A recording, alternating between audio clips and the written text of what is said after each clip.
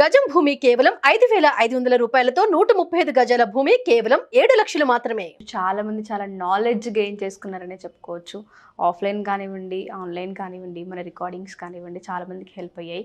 But ఎక్కువ మంది కామెంట్స్లో ఈ మధ్య అడిగే ఎపిసోడ్స్ కామెంట్స్ ఏంటంటే కంటెంట్ రాస్తూ ఉంటాము, క్రియేట్ చేస్తూ ఉంటాము, బట్ మాకు ఆ టాలెంట్ ఉంది, దాన్ని మనీ వేలో కన్వర్ట్ చేసుకోవాలంటే ఏ విధంగా, అసలు సోర్సెస్ ఏ విధంగా ఉన్నాయి ప్లాట్ఫామ్ మీద, ఆన్లైన్ త్రూ కంటెంట్ క్రియేట్ చేస్తున్న మాకు డబ్బు సంపాదించుకోవడం ఏ విధంగా, మాకు ఇదే వ్యసనంగా ఉంది కానీ దీని త్రూ మనీ కావాలి, ఏ విధంగా అంటారని అడుగుతున్నారు. ఏం చెప్పొచ్చు మ్యామ్? యాక్చువల్గా ఏంటి అంటే కంటెంట్ క్రియేటర్స్కి ఇవాళ రేపు ఉన్నటువంటి డిమాండ్ ఒకటి, అదొక ఆపర్చునిటీ. ఒక ప్రస్తుతానికి ఏంటి అంటే కంటెంట్ క్రియేటర్స్ అనేది ఒక మంచి ఆపర్చునిటీ.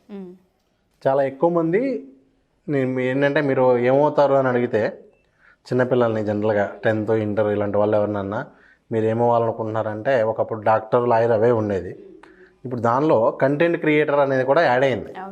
ఈవెన్ మనకి ఓన్లీ ఇండియానే కాదు, యుఎస్లో కానివ్వండి, చైనాలో కానివ్వండి, టాప్ 3లో కంటెంట్ క్రియేటర్, అది యూట్యూబర్ కావచ్చు, వెబ్సైట్, ఎనీథింగ్, కంటెంట్ క్రియేటర్ అనేది కూడా మనకి ఇవాళ రేపు వరల్డ్ వైడ్గా ఎక్కువ మంది కెరీర్గా తీసుకోవడానికి ఇష్టపడుతున్నారు.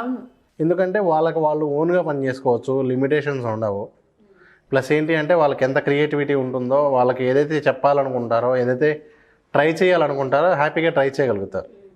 సో ఆ ఉద్దేశంతో ఎక్కువ మంది కంటెంట్ క్రియేటర్స్ అవుతూ ఉన్నారు. కానీ ఆ కంటెంట్ క్రియేటర్స్ అయ్యే వాళ్ళు చాలామందికి తెలియనటువంటి విషయాలు ఏంటి అంటే ఒక కంటెంట్ క్రియేటర్గా మనం గ్రో అయిన తర్వాత లేదా గ్రో అవుతూ ఉన్నప్పుడే మనీ ఏం చేయడానికి ఒక పద్ధతే కాకుండా చాలా రకాల పద్ధతులు ఉంటాయి. సో నేను మీకు ఈరోజు ఒక 15 పైగా ఎగ్జాంపుల్స్ చెప్తాను. అంటే సేమ్ కంటెంట్ క్రియేటర్, అది ఒక యూట్యూబర్ అనుకునే ఎగ్జాంపుల్. ఒక యూట్యూబరు ఆన్లైన్ ద్వారా మనీ ఏం చేయడానికి ఉన్నటువంటి 15+ వేస్. చాలామంది ఏంటి అంటే యూట్యూబ్ ఛానల్ అంటే ఓకే, యూట్యూబ్ ఛానల్ రన్ చేస్తున్నాం, యూట్యూబ్ నుంచి రెవెన్యూ వస్తుంది అనేది, ఇది మాత్రమే నాలెడ్జ్. కానీ మేము కానివ్వండి, మా స్టూడెంట్స్ కానివ్వండి, ఎవరు కూడా అసలు యూట్యూబ్ నుంచి వచ్చే రెవెన్యూ గురించి అయితే ఏం వర్క్ చేయరు. ఆ యూట్యూబ్ నుంచి వచ్చే రెవెన్యూ చాలా చిన్న విషయం. అంటే ఒకప్పుడైతే యూట్యూబ్ రెవెన్యూని చాలా ఎక్కువ, దానికోసమే చాలా ఎక్కువ కష్టపడి పనిచేసేవాళ్ళు. ఈరోజైతే ఆ పరిస్థితి లేదు. యూట్యూబ్ నుంచి ₹1 వస్తే మిగిలిన పద్ధతి నుంచి ₹90 వచ్చేటువంటి పరిస్థితి ఉంది ఈరోజు. ఓకే. సో ఆ పద్ధతులు ఏంటి అనేది నేను 1 by 1 ఒకసారి మీకు ఒక ఐడియా కోసం నేను ఎక్స్ప్లెయిన్ చేస్తాను. సో ఇది ఏమవుతుందంటే ఫ్యూచర్లో ఎవరైనా సరే కంటెంట్ క్రియేటర్ అవ్వాలి అనుకునే వాళ్ళందరికీ కూడా ఓకే ఇన్ని వేస్ ఉన్నాయి కాబట్టి మనం ఇవన్నీ కూడా యూజ్ చేస్తుంది. ఎందుకంటే నేను చాలామంది యూట్యూబర్స్ని కలిసినప్పుడు, లేకపోతే కొంతమంది మన వీడియోస్ చూశాకే మనకి ఆన్లైన్లో కన్సల్టేషన్ తీసుకున్న తర్వాత మాకు యూట్యూబ్ ద్వారా మేము ఇట్లా చేస్తూ ఉన్నాము, ఎక్కువ రెవెన్యూ రావట్లేదు సార్, మా దానికి రెవెన్యూ పెరిగే అవకాశాలు చెప్పండి అన్నప్పుడు మనం ఆల్రెడీ చూస్తూ ఉన్నాం. ఆల్రెడీ వాళ్ళకి 10 lakh సబ్స్క్రైబర్స్ ఉండి యూట్యూబ్ రెవెన్యూ తప్ప ఏమీ చేయకుండా ఉన్న వాళ్ళు కూడా ఉన్నారు. నాకు చాలా ఆశ్చర్యం వేసింది. కేవలం ఏంటంటే వాళ్ళకి అది వేరే ఉన్నాయి, ఈ పద్ధతులు ఉన్నాయని ఐడియా లేకపోవడం వల్ల. ఎవరైనా సరే కంటెంట్ క్రియేటర్కి ఫస్ట్ ఇన్కమ్ సోర్స్ అయితే గూగుల్ యాడ్సెన్స్ ద్వారా వచ్చే రెవెన్యూ ఏదైతే ఉంటుందో అది ఒకటి మెయిన్ ఇన్కమ్. జనరల్గా ఎక్కువ మందికి అలవాటు ఉంటుంది, ఫస్ట్ ప్రియారిటీ అది ఉంటుంది. సెకండ్ వే ఏంటి అంటే స్పాన్సర్షిప్. ఏంటంటే మనకి డైరెక్ట్గా బ్రాండ్స్ మనతో కొలాబరేట్ అయ్యి డైరెక్ట్గా వాళ్ళ గురించి మనం ఒక స్పాన్సర్షిప్ వీడియో చేస్తే ఇంత అమౌంట్ అని చెప్పి మనకి ఒక వీడియోకే మనకున్న వ్యూయర్షిప్ని బట్టి, ఫర్ ఎగ్జాంపుల్ మన వీడియో ప్రతి వీడియో కూడా 1 లక్ష మంది చూస్తున్నారు అనుకోండి, మినిమం 10,000 నుంచి అప్ టు 50,000, 1 lakh వరకు కూడా పే చేస్తాం. కేటగిరీని బట్టి మినిమం అయితే 1 లక్ష మంది ప్రతి వీడియో మనం చూస్తున్నారు అంటే మినిమం ఒక 10,000 నుంచి అప్ టు 1 lakh వరకు కూడా పే చేసేటువంటి స్పాన్సర్స్ ఉన్నారు, బ్రాండ్స్. ఓకే. వాళ్ళకి ఎప్పుడు కావాలంటే అప్పుడు ఈ విధంగా స్పాన్సర్లు చేసుకుంటూ ఉంటారు. మనం కూడా చూస్తూనే ఉంటాం. ప్రతి వీడియోలో కూడా ఈ వీడియో స్పాన్సర్ ఎవరైతే ఉంటుందో వాళ్ళ పెయిడ్ ప్రమోషన్ చెప్తూ ఉంటారు. అది కుక్కు ఎఫ్ఎం కావచ్చు, లేదంటే ఇంకో కంపెనీ కావచ్చు, బెట్టింగ్కి సంబంధించిన యాప్స్ కావచ్చు. సాధారణంగా ఎక్కువ మంది ఇవన్నీ కూడా స్పాన్సర్డ్ చేస్తూ ఉంటారు, ఎందుకంటే వాళ్ళు చాలా హై పే ఉంటుంది. నెక్స్ట్ అలాగే అఫిలియేట్ మార్కెటింగ్. ఇవాళ రేపు ప్రతి ఒక్క కంటెంట్ క్రియేటర్కి కూడా ఆ రిలేటెడ్ కంపెనీస్ ఏవైతే ఉంటాయో వాళ్ళ ప్రోడక్ట్స్ మనం ప్రమోట్ చేసినందుకు, లేదు మనం యూజ్ చేసేటువంటి ప్రోడక్ట్స్ని మనం ప్రమోట్ చేసినందుకు ఎవరైనా సరే మన ఛానల్ ద్వారా వాళ్ళ ప్రోడక్టో లేకపోతే వాళ్ళ కోర్సో ఏదైనా పర్చేజ్ చేస్తే మనకు వాళ్ళు కమిషన్ పే చేస్తారు. అది 5% నుంచి 100% వరకు కూడా కమిషన్ ఇచ్చేటువంటి అఫిలియేట్ ప్రోగ్రామ్స్ ఉన్నాయి. అంటే మీరు బిలీవ్ చేయరు, కొన్ని అఫిలియేట్ ప్రోగ్రామ్స్ ఎలా ఉన్నాయంటే కొన్ని హోస్టింగ్వి కావచ్చు, లేకపోతే కొన్ని డిఫరెంట్ ప్రోగ్రామ్స్ ఏవైతే ఉంటాయో ఫ్రీ ట్రయల్కి కూడా మనకి మనీ పే చేస్తాయి. ఫర్ ఎగ్జాంపుల్ ఇప్పుడు ఈ లెర్నింగ్ యాప్స్ ఎలా ఉన్నాయి, యూడెమీ లాంటివి, ఇలాంటివి ఏవైతే ఉన్నాయో ఫ్రీ ట్రయల్కి కూడా మనీ పే చేస్తారు. సేమ్ అదేవిధంగా హోస్టింగ్ ఉందనుకోండి, హోస్టింగ్ వచ్చేసరికి మనకి ఏంటి అంటే ఆ హోస్టింగ్ వాళ్ళు జాయిన్ అయ్యేది 5,000 4,000, కానీ అక్కడ నుంచి మనకు వచ్చే కమిషన్ 10,000. సో ఇట్లా మనకి ఒక 100 రూపీస్ ప్రోడక్ట్కి కూడా 100 రూపీస్ కమిషన్ ఇచ్చేవి కూడా ఉన్నాయి. ఇవి అఫిలియేట్ మార్కెటింగ్లో ఉంటాయి. ప్రతి ఒక్క ప్రోడక్ట్కి కూడా మనకి ఈ విధంగా అఫిలియేట్ చేస్తున్న అవకాశం ఉంటుంది. ఫర్ ఎగ్జాంపుల్ నేను కెమెరా మీద రివ్యూ చేస్తూ ఉన్నాను అనుకోండి, మార్కెట్లో ఏ కొత్త కెమెరా వచ్చినా కూడా నేను రివ్యూ ఇస్తూ ఉంటాను. ఆ కెమెరా కొనాలి అనుకుంటే లింక్ నేను కింద డిస్క్రిప్షన్లో ఇస్తాను. మామూలుగా అయినా వాళ్ళు అమెజాన్కి వెళ్ళి కొనుక్కునేదే. అదేదో నా లింక్ ద్వారా కనుక వాళ్ళు అమెజాన్కి వెళ్ళి కొనుక్కుంటే Amazon will pay commission up to 10% వరకు కూడా మనకి కమిషన్ పే చేస్తుంది. ఈ విధంగా హౌస్ వైఫ్స్ ఎవరైతే వ్లాగ్స్ చేస్తూ ఉన్నారో వాళ్ళందరూ కూడా ఏంటంటే కిచెన్కి సంబంధించి మా ఇంట్లో ఉన్నటువంటి ఐటమ్స్ అని చెప్పి మొత్తం వాళ్ళ ఇంట్లో ఏ ఫ్రిడ్జ్ ఉంది, వాళ్ళు ఏ టేబుల్ వాడుతున్నారు, ఇక కిచెన్లో ఏ ఎక్విప్మెంట్ ఉందో మొత్తం అంతా కూడా కింద లిస్ట్ ఇస్తారు. ఇచ్చి దాని అమెజాన్ లింక్ ఇస్తారు. ఇదంతా కూడా ఎక్స్ట్రా ఇన్కమ్. వ్యూస్ వేరు, ఇది వేరు. ఇది మనం జనరల్గా కూడా అమెజాన్ లింక్ ఇచ్చేస్తాం. అదేదో మనం అఫిలియేట్గా రిజిస్టర్ అయ్యి కనుక మనం ఇస్తే ఈ విధంగా చాలా హ్యూజ్ కమిషన్ వచ్చేటువంటి అవకాశం ఉంటుంది. చాలా అండి. ఎందుకంటే కొత్తగా ఒక ఇంట్లోకి వచ్చిన వాళ్ళు ఏమేమి కొనాలి అనేది ఏదో ఒక ఎగ్జాంపుల్ తీసుకుంటారు. ఆల్రెడీ ఫర్ ఎగ్జాంపుల్ తెలిసిన వాళ్ళది ఎవరిదో కిచెన్ ఛానల్ ఉంది, యూట్యూబ్ ఛానల్ ఉంది. వాళ్ళది ఐటమ్స్ అన్నీ బాగుండి నచ్చి వాళ్ళ దాని నుంచి ఒక కొన్నారనుకోండి, ఒక 1 lakh ప్రోడక్ట్ కొన్నారనుకోండి, 10,000 రూపీస్ కమిషన్ వస్తుంది వీళ్ళకి. సో ఇట్లా ఎంతమంది మన లింక్స్ ద్వారా పర్చేజ్ చేస్తుంటారో అంత మనకి వస్తుంది. దీనికి కూడా ఒక అమెజానే కాకుండా ఆల్ యాప్స్ అండి, ఏజియో కానివ్వండి, మింత్రా కానివ్వండి, ఎనీథింగ్, మీరు ఫ్లిప్కార్ట్ కానివ్వండి, ఆన్లైన్లో మనం కొనడానికి ఉన్న ప్రతి యాప్ కూడా, ఈవెన్ మెడిసిన్స్ కూడా, ఏ యాప్ అయినా సరే మనం 1% అయినా మనకి కమిషన్ అయితే వస్తుంది. ఎర్న్కరో అని చెప్పి ఒక సైట్ ఉంది. ఇలాంటి వాటిల్లో వీళ్ళు రిజిస్టర్ అయితే చాలా సింపుల్గా ఎర్న్కరో అని ఉంది, ఐఎన్ఆర్ డీల్స్ అని ఉంది, చాలా సైట్స్ ఉన్నాయి. మళ్ళీ ఒక అఫిలియేట్ చేయడానికి ఒక్కొక్క దానికి 10-20 సైట్స్ ఉన్నాయి. మనం కుదిరితే దాని మీద కూడా ఒక నెక్స్ట్ వీడియో కూడా చేద్దాం. సో ఇట్లా అఫిలియేట్ మార్కెటింగ్ మీద చాలా హ్యూజ్ మనీ ఏం చేసిన అవకాశం ఉంది. ఇది కాకుండా రిఫర్ అండ్ ఎర్న్. అఫిలియేట్ అంటే ఏంటి అంటే మనం అఫిలియేట్ మార్కెటింగ్ చేయాలి అంటే మనకంటూ కొంత ఎలిజిబిలిటీ ఉండాలి, మనకంటూ కొంత పాపులారిటీ ఉండాలి. మనకు అసలు ఎవరు ఫాలోయర్సే లేరు, మన అఫిలియేట్ మార్కెటింగ్ ద్వారా మనీ ఏం చేయాలి అంటే కుదరదు.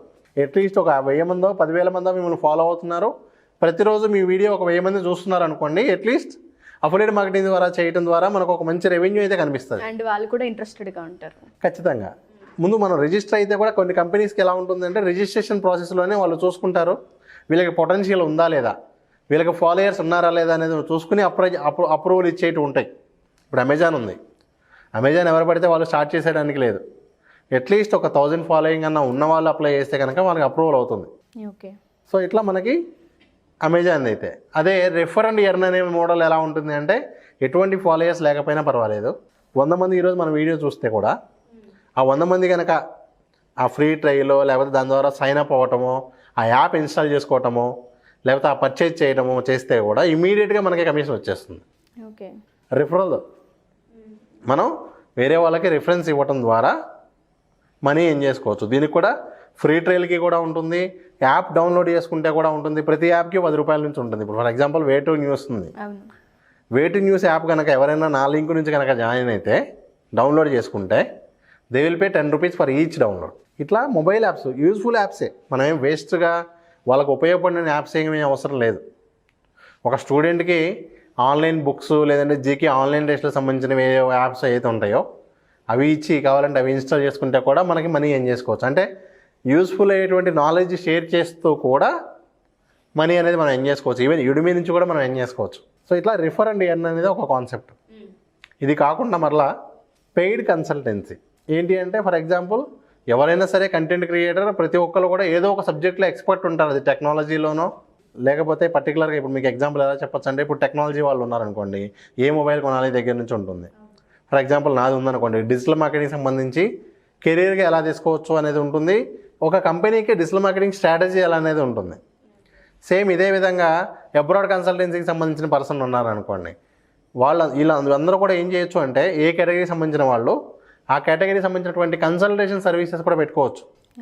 అంటే అదే ఫీల్డ్లో ఉండి డౌట్స్ ఉన్న వాళ్ళకి కూడా మనం ఆ డౌట్స్ క్లియర్ చేసినందుకు గాను ఆ కన్సల్టేషన్కి ఒక ఫిక్స్డ్ అమౌంట్ 5,000 10,000 ఈ విధంగా కూడా కన్సల్టేషన్కి కూడా మనీ ఛార్జ్ చేయొచ్చు. ఇది కాకుండా ఎక్కువ మంది కంటెంట్ క్రియేటర్స్ ఎప్పుడు కూడా ఎక్కువ మంది ఫాలోయింగ్ వచ్చాక చేసేటువంటి మెయిన్ ఫస్ట్ ఇదేంటి అంటే బుక్ రాస్తారు. వాళ్ళకు ఉన్నటువంటి టాపిక్ మీద బుక్స్ రాస్తూ ఉంటారు. ఎందుకు అంటేనండి ఇక్కడ చూడండి, ఫర్ ఎగ్జాంపుల్ నేను ఒక 1,00,000 మంది ఫాలో అవుతున్నాను నా యూట్యూబ్ ఛానల్. ఆల్రెడీ 1,00,000 మంది ప్రతిరోజు నేను పెట్టే ప్రతి వీడియో చూస్తున్నారు. ఇప్పుడు నేను వాళ్ళకి యూజ్ అయ్యేలాగా ఆ ఆడియన్స్కి ఏం కావాలో నాకు ఆల్రెడీ ఐడియా ఉంటుంది కాబట్టి వాళ్ళకి యూజ్ అయ్యేలాగా కనుక నేను ఒక చిన్న బుక్ రాయగలిగినా కూడా అది 50 రూపీస్ 100 రూపీస్కో సేల్ చేసినా కూడా ఒక 10,000 పీపుల్ ఆ బుక్ పర్చేజ్ చేస్తే 10,000 × 100. సో ఇక్కడ ఆల్మోస్ట్ మనకి ఏంటి అంటేనండి చాలా హ్యూజ్ అమౌంట్ కూడా జనరేట్ చేసే అవకాశం ఉంటుంది.